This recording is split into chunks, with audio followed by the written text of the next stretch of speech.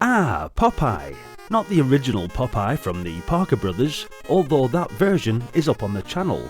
No, this is Macmillan Software's version of the muscle-bound sailor, Popeye. Again.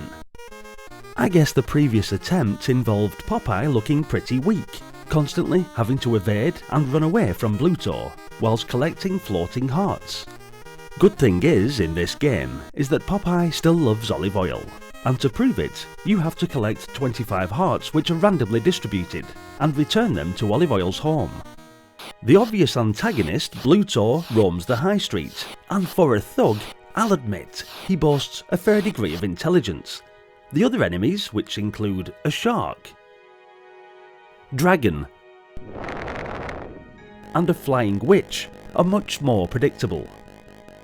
Some of the hearts are placed behind closed doors, for which a key must be found, whilst others are placed in the path of the previously mentioned bad guys. But wait, I'm missing something. Ah yes, spinach. Popeye's favourite vegetable have been placed around town in convenient can-sized snacks.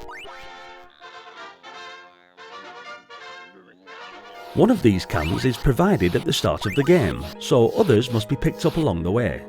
Any objects in your possession will be shown here on the right of the screen, but as strong as we're all led to believe, Popeye can't carry more than 8 objects at once, with keys being an important item, as many of the hearts are usually found within areas only accessible behind the locked doors.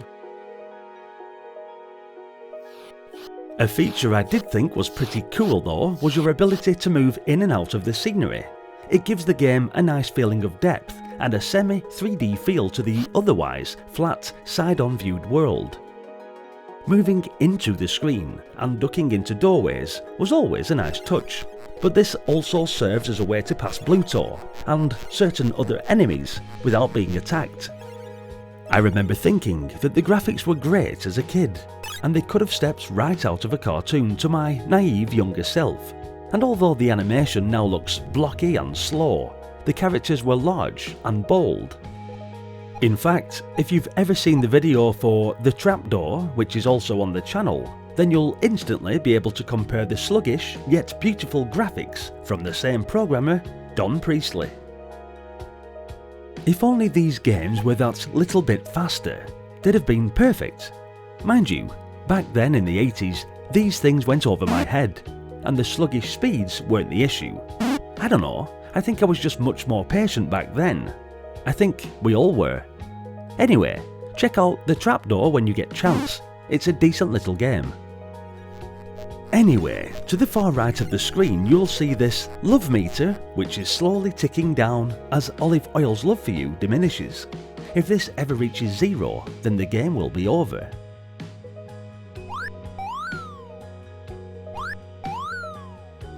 You'll probably be in agreement with me that the game definitely falls down on playability really, and even though I said I've not really noticed the slow speeds of the game as a kid, I'm definitely feeling the sluggishness of the whole thing now.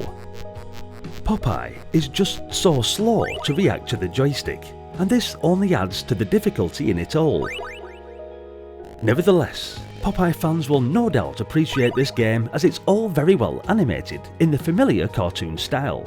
But ultimately, it's just a collect-em-up style game with a simple scenario. The puzzles are just too basic to call this a true arcade adventure, but it's definitely a nice enough game that you should try at least once. Give it a whirl, and let me know what you think. Thanks for watching guys, hit the like button if you have any nostalgia for this game, or indeed if you enjoyed the video. Also, maybe consider subscribing to the channel if you're looking to unlock some more Commodore 64 or Commodore Amiga memories. As I say, adios for now, but hope to see you all in the next video. Until then, bye for now. Peter, stop it! God, you're more clueless than Popeye. Sir, I think you should know these growths on your forearms. They're giant tumors. Oh dear. Yeah, I'm surprised you haven't realized this is not how a human being is supposed to look. And the speech thing and what you're doing with your eye? You had a stroke about 7 years ago. That you've managed to be walking around all this time is nothing short of a miracle.